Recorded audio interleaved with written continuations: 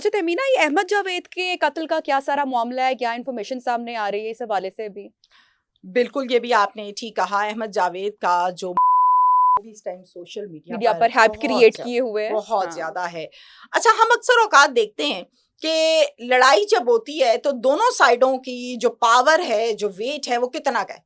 जो बंदा होता है जरा थोड़ा सा वजन में कम, क्या होता है कि उसकी तरफ को पानी भी बहता है, सारा जो इंसाफ है वो उसको नहीं भी मिलता और सूरत हाल चेंज होती है। अब हम अहमद की जब हम बात करते हैं तो नबिहा, आपको पता है कि अहमद कोई मामूली बाप का बेटा नहीं है। सेंट्रल कॉलेज जो ग्रुप है, एक बहुत बड़ा ग्रुप है, उनके ये साहिबजादे हैं। और थोड़ा सा मैं आपको अहमद के अगर बैकग्राउंड के बारे में बताऊं तो अहमद जो है वो बहुत ही लाइक और बहुत अच्छा स्टूडेंट था। अब अहमद को उसकी एक क्लास फेलो बहुत अच्छी लगी। ये मैं आपको उसका कैरेक्टर बता रही हूँ क्योंकि इस कैरेक्टर का लड़का था। क्लास फेलो अच्छी लगी, प्रपोज किया, आपस में अटैचमेंट हुई, पेरेंट्स को बताया और पेरेंट्स ने जाकर वहां पर शादी की और उसको बहू बना के घर लेकर आए। अल्लाह ताला ने एक बेटा भी अता फरमाया जिसकी उम्र इस टाइम शायद 3 साढ़े 3 साल है। अहमद जो है वो गया अपने घर पर, जाते हुए बताकर, ये उसके वालिद साहब ने बाकायदा तौर पर तमाम चीजें जो हैं डिस्क्लोज की हैं और बाकायदा उनसे मेरी बात भी हुई। उन्होंने कहा कि घर से गया और जाते हुए कहा कि मैं जा रहा हूँ फेस 9 वाले घर में, बंगले में, और फिर चला गया वो अपने दोस्तों के साथ। जब वो मॉडल टाउन से निकला और फेस 9 गया उस बंगले पर, उस घर पर, तो वहां पर जाकर उसने बाकायदा फोन किया अपने एक दोस्त को। उसने कहा यार आज तेरा काम मैं खत्म करूंगा। अच्छा। अबू बकर आजा, आज इस मसले को हल करके हटेंगे। बैठ गया उधर। अब वहां पर अबू बकर बैठा हुआ है। अबू बकर ने वहां पर ऑलरेडी 2 टिकटॉकर्स भी थी जो कि नामवर टिकटॉकर्स हैं, लड़कियां, और एक और जिसका नाम माया है, वो इसका दोस्त है, वो भी वहां पर मौजूद था। ऑलरेडी निक नेम है उसका माया और माया के नाम से ही वो मशहूर भी है। अब ये 3 लोग, वो चौथा हो गया अहमद, 4 लोग हो गए वहां पर।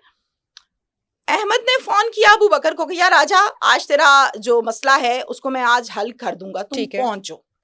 थोड़ी देर के बाद अबू बकर पहुंच गया और अबू बकर ने वहां पर बैठकर या रास्ते में आते हुए या गैरेज में या गली में उनके घर की कॉल की अपने आगे से एक दोस्त को। अच्छा। और फिर फौरन से कॉल बंद कर दी। ठीक 5 से 6 मिनट के बाद ये दोनों बैठे हुए सोफे पर, गपशप हो रही है, बातचीत हो रही है।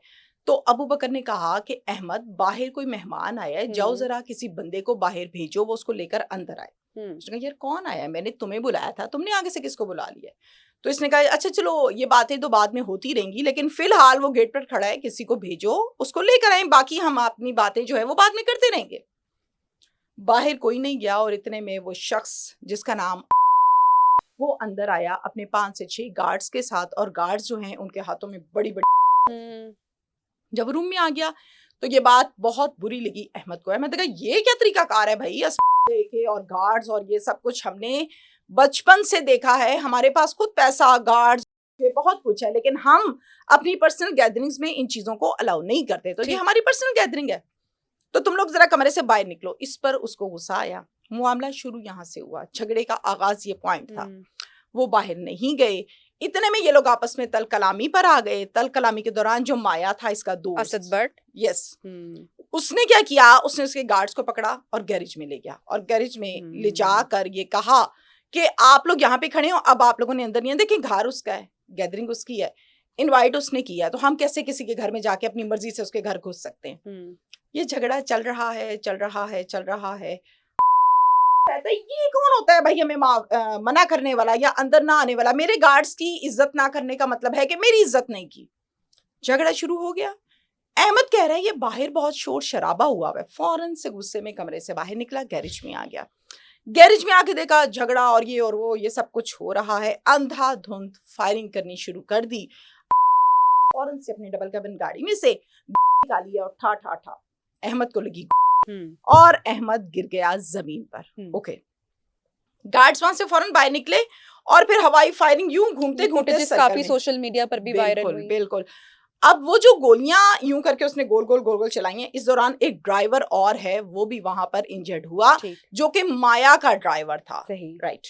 अब ये खबर गर्दिश करने लगी, 15 की कॉल हो गई, इसके वालिद साहब को पता चला। वालिद साहब का ये कहना है, अहमद के वालिद साहब का, वो ये कहते हैं कि जब से ये किस्सा हुआ, मैं तब से लेके अब तक सिर्फ एक मर्तबा पुलिस स्टेशन गया हूं, वो भी सिर्फ और सिर्फ एप्लीकेशन देने के लिए कि मेरे बेटे को इस तरह से कत्ल कर दिया गया है।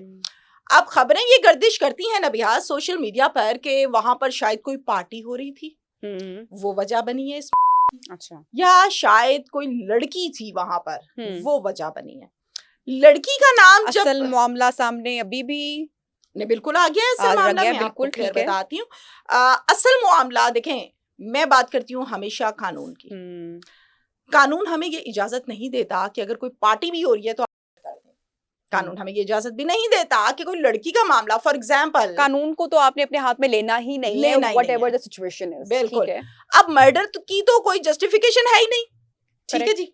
अब यहाँ पर वालिद साहब ये कहते हैं कि अगर कोई लड़की का मामला था इसका मतलब है मेरे बेटे को जाहिर है उनका बेटा है, उनको दुख है। और अगर कोई मामला पार्टी का भी था तो इसका मतलब ये है कि मेरे बेटे को मारो, मुझे इंसाफ चाहिए।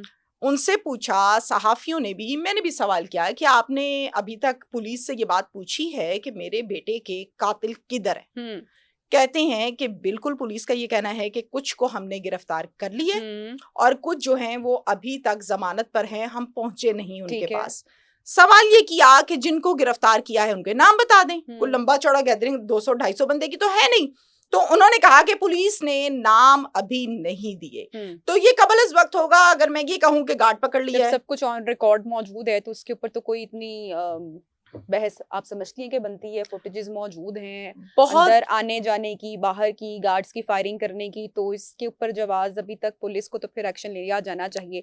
आपकी बात बिल्कुल दुरुस्त है, लेकिन जहां पर बात तफ्तीश की आती है ना, ये वो लोग हैं जो पावरफुल लोग हैं, जो पैसों वाले लोग हैं, जो इख्तियारात वाले लोग हैं, असर रसूख वाले हैं, बैकग्राउंड्स वाले हैं।